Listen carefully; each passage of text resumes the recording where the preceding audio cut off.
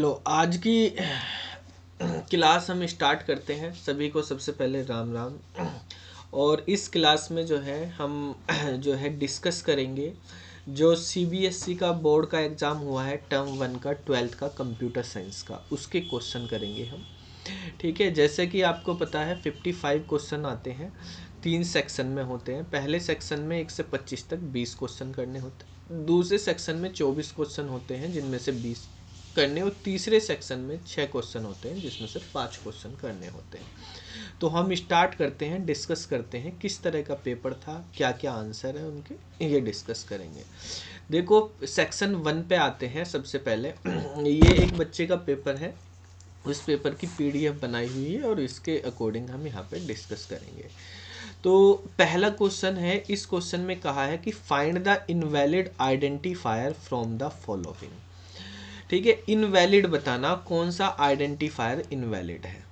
ठीक है, आइडेंटिफायर जो होते हैं वो बेसिकली नाम होते हैं, किसी चीज़ का नाम, जैसे किसी वेरिएबल का नाम, किसी फंक्शन का नाम, ठीक है, किसी लिस्ट का नाम, टपल का नाम, डिक्शनरी का नाम, हम उनको आइडेंटिफायर बोलते हैं। आइडेंटिफायर के कुछ रूल्स होते हैं कि कीवर्ड कभी भी आइडेंटिफायर नहीं हो सकते, आइडेंटिफायर में स्पेस नहीं आ सकता, आइडेंटिफायर नंबर से स्टार्ट नहीं होंगे। ठीक है, इस तरह के कुछ रूल होते हैं। तो पहले हम यहाँ पे देख लेते हैं। यहाँ पे आप बी वाले ऑप्शन में देखेंगे ब्रेक है। ब्रेक एक कीवर्ड होता है। ब्रेक क्या होता है? कीवर्ड। और कीवर्ड कभी भी आइडेंटिफायर नहीं हो सकते, तो यही हमारे पास इनवैलिड आइडेंटिफायर है। तो करेक्ट आंसर आपका बी हो जाएगा। नेम आप लिख सकते हो किसी आइडेंटिफायर का, सेक्शन लिख सकते हो, मार्क्स लिख सकते हो। आपको कैसे चेक करना होता है कि हमारे पास जो है आइडेंटिफायर सही है या गलत है। ठीक है, तो देखो बच्चों, जैसे यहाँ पे ये हमारे पास 4 ऑप्शन थे, नेम, सेक्शन, मार्क्स और ब्रेक। तो आप यहाँ पे आइडियल में कर सकते हो कि अगर आप नेम इक्वल टू 12 लिखोगे तो ये चल गया तो सही है। सेक्शन इक्वल टू 12 क्या कुछ भी वैल्यू लिख दो, सेक्शन इक्वल टू 5 लिख दिया तो भी चल गया। आपके पास मार्क्स 12 इक्वल टू 7 लिख दिया तो भी चल गया। लेकिन जैसे ही आप ब्रेक इक्वल टू 7 लिख रहे हो तो एरर आ जा रही है। ठीक है, तो ये हमारे पास आइडेंटिफायर नहीं है क्योंकि ये कीवर्ड है, इसलिए यहाँ पे ये एरर दे रहा है। तो सेकंड क्वेश्चन पे आते हैं। सेकंड क्वेश्चन है which of the following is a function method of pickle module. Pickle module जो होता है उसका हमें बताना कौन सा फंक्शन है इसमें। देखो जो ये पिकल मॉड्यूल होता है ये बाइनरी फाइल पे अगर हम वर्क करते हैं तो वहाँ पे यूज होता है। बाइनरी फाइल में हमें रीड करना हो डेटा बाइनरी फाइल से या राइट करना हो डेटा बाइनरी फाइल में, तो हम पिकल मॉड्यूल का यूज करते हैं। ठीक है, तो पिकल मॉड्यूल में हमारे पास 2 मेथड होते हैं, एक लोड होता है और एक डंप होता है। ठीक है, तो ये लोड जो है ये पिकल मॉड्यूल का मेथड है, इसका आंसर सी हो जाएगा। ठीक है, रीडर राइटर हम CSV में यूज करते हैं, रीड TXT फाइल के अंदर यूज करते हैं। तो बाइनरी फाइल में पिकल मॉड्यूल होता है, वहाँ पे लोड आंसर हो जाएगा। क्वेश्चन नंबर 3 है। 3 क्वेश्चन में कहा है कि हमारे पास एक S इक्वल टू वेलकम लिखा हुआ है और आपको प्रिंट कराना है S1 कोलन, और यहाँ खाली है, फिर कोलन है, फिर 2 है। ठीक है, इसको प्रिंट कराना है हमें। तो बेसिकली देखो स्लाइसिंग करवाई है, इसमें स्लाइसिंग करनी है। तो यहाँ पर पहले इस स्लाइसिंग का मतलब हम समझ लेंगे कैसे होगा। और इस वेलकम का ये लिखा हुआ है आपके पास वेलकम, स्लाइसिंग इंडेक्स के अकॉर्डिंग होती है। तो इंडेक्स जो है स्ट्रिंग में 0 से शुरू होती है, 0 1 2 3 4 5 6 इस तरह से है। अब हम यहाँ पे स्लाइसिंग कर रहे कि 1 कोलन कोलन 2 इस तरह से लिखा हुआ। तो जो पहले वाली वैल्यू होती है वो स्टार्ट होती है, स्टार्ट हमारे पास इंक्लूड रहता है, रिजल्ट में आता है। दूसरे वाली वैल्यू हमारे पास स्टॉप की होती है, स्टॉप हमारा एक्सक्लूड होता है। ठीक है, यानी ये रिजल्ट में नहीं आता। और ये है इंटरवल, यानी गैप, आपके पास कितने का गैप होगा। ठीक है, तो यहाँ पर देखो 1 से स्टार्ट करना, 1 ये वाला नंबर है, फिर आपको स्टॉप दिया हुआ नहीं है तो मतलब एंड तक जाना, अगर स्टॉप नहीं है तो एंड तक जाना आपको, लास्ट तक। 2-2 के गैप पे चलना, यानी एक छोड़ के तब लिखना है।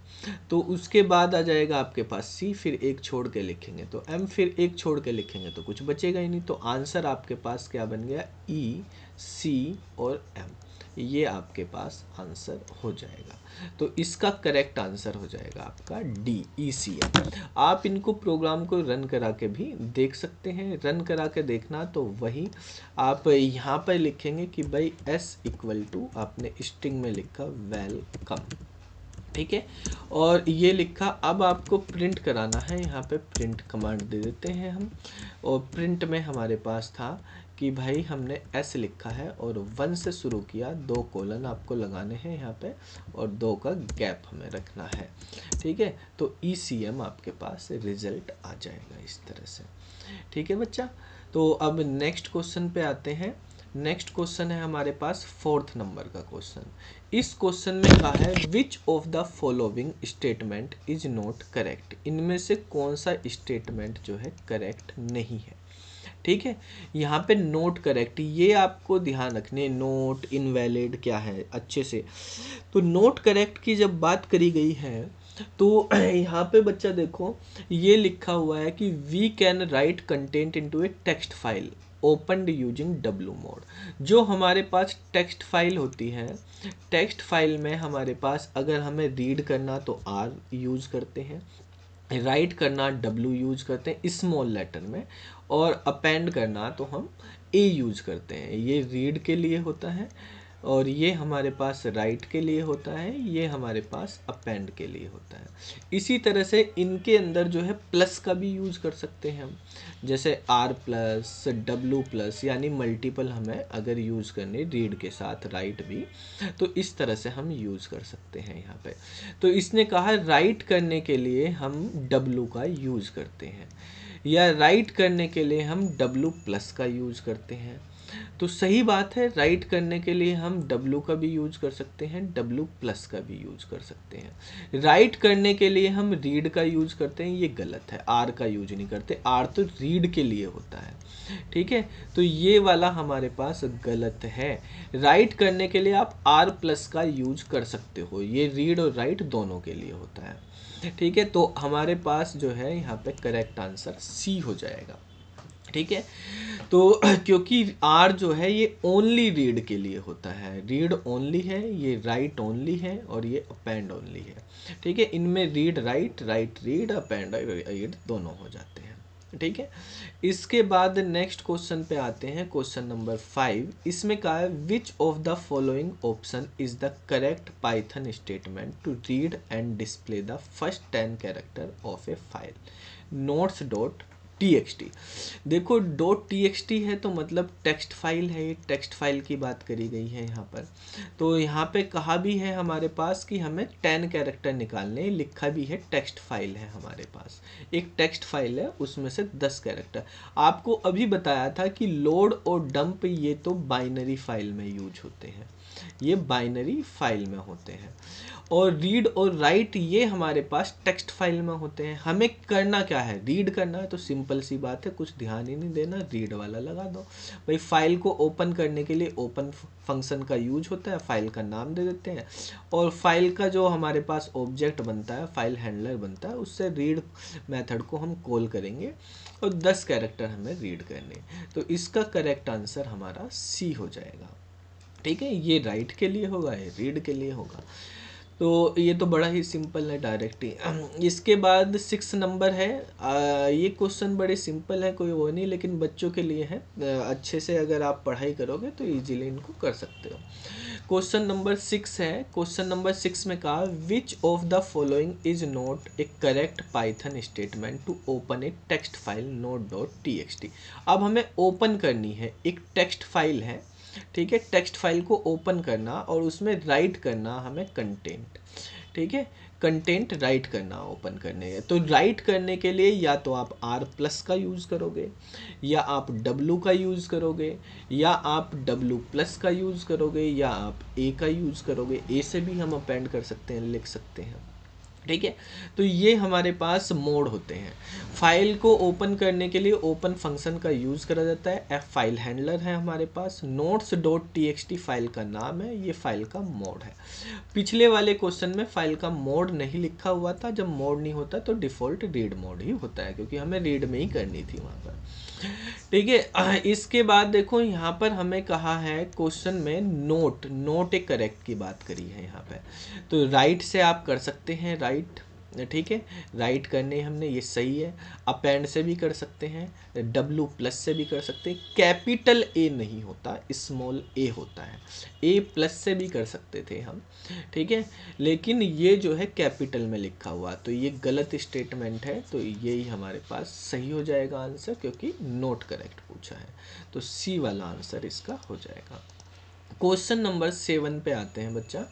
इस क्वेश्चन में कहा है एक text file open using the following statement, ठीक है। एक टेक्स्ट फाइल है, वो ओपन करी गई है।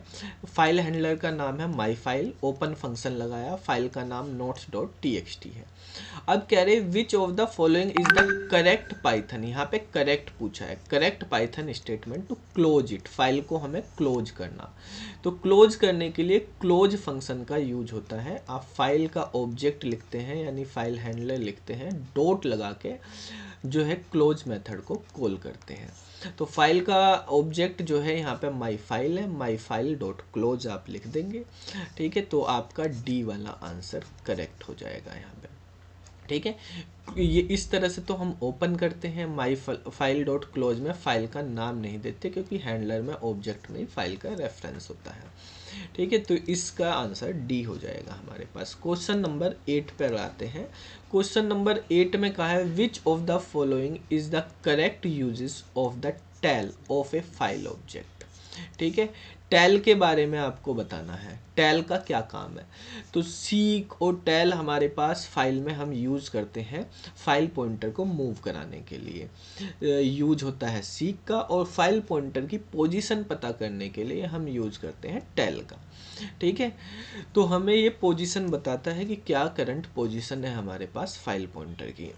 तो यहाँ पर देखो लिखा हुआ है ए ऑप्शन में, it place the file pointer at the desire offset in the file. तो प्लेस की बात कर रहा है, तो मूव की बात कर रहा है, तो ये तो गलत है। तो सीक से होता है। Return the entire content of file, content of file हमें देखने हो तो रीड से हम रिटर्न करते हैं, तो ये गलत है, ठीक है। तो फाइल की डिटेल बताता है, ऐसा भी नहीं है। ये रिटर्न करता है बाइट पोजीशन, ठीक है, पोजीशन बताता है फाइल पॉइंटर की इंटीजर के में रिजल्ट देता है, रिटर्न टाइप इंटीजर होता है। तो C वाला आंसर इसका करेक्ट हो जाएगा। क्वेश्चन नंबर 9 है, इसमें कहा है which of the following is an incorrect logical operator. Incorrect पूछा है, इसमें भी लॉजिकल ऑपरेटर जो पाइथन में इनकरेक्ट है। तो नोट और एंड, ठीक है, एंड और नोट ये लॉजिकल होते हैं, आपने बुलियन में पढ़े होंगे, ठीक है। इन जो है ये मेंबरशिप ऑपरेटर होता है, ये लॉजिकल नहीं होता। तो ये हमारे पास B वाला आंसर करेक्ट हो जाएगा यहाँ पर। इसके बाद क्वेश्चन नंबर 10 है। क्वेश्चन नंबर 10 में कहा है given the Python declaration S equal to hello, S equal to hello लिखा, which of the following statement will give an error, ठीक है। इनमें से कौन सा एरर है। स्ट्रिंग है ये हेलो, स्ट्रिंग जो है हमारे पास इम्यूटेबल होती है, जो एक बार कर दी उसकी वैल्यू अब चेंज नहीं होगी, ठीक है। लेकिन हम इसको प्रिंट करा सकते हैं, इस स्ट्रिंग को दूसरी स्ट्रिंग में कर सकते हैं, इसके किसी पार्ट को दूसरी स्ट्रिंग में असाइन कर सकते हैं, लेकिन इसके चेंज नहीं। देखो यहाँ पे 0 1 2 3 4, ठीक है। यहाँ पर D वाले ऑप्शन में फोर्थ वाली पोजीशन को O को Y करा जा रहा है, तो चेंज करा जा रहा, इम्यूटेबल चीज़ें चेंज नहीं होती। तो आंसर इसका हो जाएगा हमारे पास D, ठीक है। बाकी हम प्रिंट करा सकते हैं, देखो आप इसको इस तरह से यहाँ पे कर सकते हैं। जैसे हमारे पास मान लिया हमने एक S इक्वल टू लिखा हुआ है हेलो, ठीक है, ये s इक्वल टू हेलो लिखा हुआ है। अब आप प्रिंट कराना चाहते हैं, प्रिंट कराना, देखो क्या क्या ऑप्शन दिए हुए हैं वो हम ऑप्शन देख लेते हैं। एक तो एस है या S1 है, कोई भी बात नहीं, S4 को कराना है हमें यहाँ पे प्रिंट। तो S4 हमने यहाँ पे लिखा, तो आप देखेंगे O आ गया S4 पे। आप कोई एक S2 ले लिया, उसके इक्वल S डाल दिया आपने, तो इक्वल हो जाएगा। अब आप S2 को प्रिंट करेंगे, उसमें भी हेलो आ जाएगा। ठीक है, यहाँ पे आप प्रिंट करा के देख सकते हैं S2 को, तो इसके अंदर भी हेलो आ गया। आप मान लिया हमारे पास एक S3 आपने ले लिया, उसके अंदर जो है मान लिया आपने S का कौन सा पार्ट ले लिया, 4 वाला, ठीक है, 4 नंबर वाला इंडेक्स की ये एलिमेंट ले लिया, तो वो हमारे पास O था। अब आप S3 को करेंगे तो S3 में आपके पास क्या प्रिंट होगा, O होगा। लेकिन जो हमारे पास S में 4th वाली इंडेक्स पे आप चेंज कर रहे हो कि इसकी जगह हमारे पास Y हो जाए, ठीक है, तो ये हमारे पास गलत है। Object does not support item assignment, ठीक है, तो असाइनमेंट इस तरह से नहीं होगा, उसको हम चेंज नहीं कर सकते हैं। तो डी वाला आंसर इसका हमारे पास यहाँ पे करेक्ट हो जाएगा। क्वेश्चन नंबर 11 है, इसमें कहा which of the following statement is incorrect in the context of pickled binary file. ठीक है, पिकल्ड के बारे में पूछा, बाइनरी फाइल के बारे में पूछा, इसमें बाइनरी फाइल के बारे में कौन सा स्टेटमेंट गलत है, पिकल मॉड्यूल में इनकरेक्ट पूछा है। तो ये कह रहा है CSV module is used for reading and writing object in binary file. Binary file में CSV मॉड्यूल तो यूज नहीं होता, ये तो CSV फाइल में होता है, बाइनरी में तो पिकल मॉड्यूल यूज होता है, तो यही हमारे पास गलत स्टेटमेंट है। तो ए वाला आंसर यहाँ पे हो जाएगा। ये सही लिखा कि पिकल मॉड्यूल यूज होता है रीड राइट के लिए बाइनरी फाइल में, ठीक है। लोड जो है वो हमारे पास पिकल में रीड करने के लिए होता है और डंप जो है वो राइट करने के लिए होता है। ये सारे के सारे हमारे पास सही स्टेटमेंट है, ठीक है। देखो, जब भी MCQ टाइप का क्वेश्चन पेपर आए या कैसा भी पेपर हो, आपको पेपर को स्टार्ट करने से पहले 20 मिनट मिलती हैं कि आप पेपर को पढ़ लो। वो इसीलिए मिलती हैं, अगर आप पूरे पेपर को पढ़ लोगे तो पेपर को पढ़ने पे कुछ क्वेश्चन के आंसर तो दूसरे क्वेश्चनों में मिल जाएंगे आपको। जैसे ये पिकल के बारे में पीछे भी पूछा हुआ था कि लोड पिकल में होता है या नहीं, तो जिसने इस क्वेश्चन को पहले ही पढ़ लिया होगा उस क्वेश्चन का आंसर इसको यहीं से मिल गया होगा, ठीक है। तो इसलिए पहले स्टार्ट करने से पहले पेपर को, सारे पेपर को अच्छे से पढ़ लेना चाहिए। इसके बाद क्वेश्चन नंबर 12 है, ठीक है, उसमें कहा है what is the significance of seek method. Seek अभी टेल के बारे में बताया था, टेल हमें पोजीशन बताता है फाइल पॉइंटर कहाँ पर है, और सीक उस पोजीशन को सेट करने के लिए, कहीं पे प्लेस करने के लिए यूज होता है, मूव करने के लिए यूज होता है, ठीक है। तो यहाँ पे लिखा seek is the absolute path of the file, file का पाथ है, पाथ तो है नहीं, पाथ का तो इसका काम नहीं। Tell the current byte position, current byte position तो टेल बताता है, तो ये भी गलत है। It place the file pointer at the desire offset within the file, तो ये हमारे पास टेल वाले में भी यही ऑप्शन थे, सीक वाले में भी यही ऑप्शन, टेल वाले में भी। ये वाला आंसर सही था, इसमें ये वाला आंसर सही है। ये रीड यूज होता है रीड करने के लिए, सीक द एंटायर आइटम, तो ये भी हमारे पास सही नहीं है, तो इसका करेक्ट आंसर सी हो जाएगा, ठीक है। क्वेश्चन चलते हैं 13 नंबर पे, इसमें कहा which of the following is the correct expansion of CSV। ये बहुत इंपॉर्टेंट है, CSV की फुल फॉर्म पूछी जाती है, क्या होता है तो सबको पता है, बहुत सिंपल सा, comma separated values. CSV file की, फाइल के क्वेश्चन नहीं आ रहे हैं, फाइल ही बहुत इंपॉर्टेंट था यहाँ पे। तो कोमा सेपरेटेड वैल्यूज हमारे पास इसका आंसर हो जाएगा। 14 नंबर क्वेश्चन पे आते हैं, इसमें कहा if the following statement is used to read the content of a text file. हमारे पास एक टेक्स्ट फाइल है, उसका कंटेंट हम रीड कर रहे हैं, और रीड कर रहे हैं हम रीड लाइन से। रीड लाइन से आप, ये वाला हमने रीड लाइंस यूज़ करा, तो आपको बताया जब रीड लाइंस हम यूज़ करते हैं, आपको पढ़ाया भी है, तो हम लूप भी यूज़ कर लेते हैं, क्योंकि रीड लाइन में जो भी हमारे पास आती है तो लाइन बाय लाइन करता है और हर लाइन को एक लिस्ट में डाल देता है, ठीक है। तो मान लिया हमारे पास पहली लाइन में लिखा हुआ है हेलो, दूसरी लाइन में लिखा हुआ है इंडिया, इस तरह के हमारे पास बने हुए हैं। तो क्या होता है, हमारे पास जो रिजल्ट आता है वो एक लिस्ट की फॉर्म में आ जाता है। हेलो आता है, ठीक है, और फिर इंडिया आता है। इस तरह से हमारे पास लिस्ट की फॉर्म में रिजल्ट आते हैं। रीड लाइन से हम पूरी लाइन इस तरह से आ जाती है। तो इसका करेक्ट आंसर क्या होगा, यही पूछा। करेक्ट डेटा टाइप क्या होगा एक्स का जो हमारे पास आया, तो वो हमारे पास लिस्ट होगा। ठीक है, लिस्ट की फॉर्म में हमारे पास आते हैं ऐसे ब्रैकेट लग के, लिस्ट वाले स्क्वायर ब्रैकेट में। ठीक है, क्वेश्चन नंबर 15 पे आते हैं। क्वेश्चन नंबर 15 में कहा है which of the following is not correct in context of positional and default parameter in Python function. ठीक है, कौन सा करेक्ट नहीं है, पोजिशनल और डिफॉल्ट पैरामीटर। जैसे हमारे पास कोई फंक्शन होता है, मान लिया हमने फंक्शन लिखा डेफ, ठीक है, सब में a, b इस तरह से लिखा है। ठीक है, यहाँ पे इसका कुछ भी कोड, तो जब हम कॉल कराते हैं, पोजिशनल का मतलब होता है जैसे हमने 5 लिखा फिर 8 लिखा।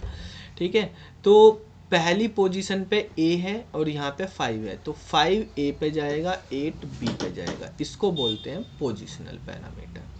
ठीक है, अब अगर हम किसी की पहले से ही वैल्यू दे देते हैं, ठीक है, तो वो कहलाता है डिफ़ॉल्ट। जैसे हमने यहाँ पर सम में लिख दिया कि भाई a है और दूसरा b है, b की वैल्यू मान लिया पहले से ही है हमारे पास 10।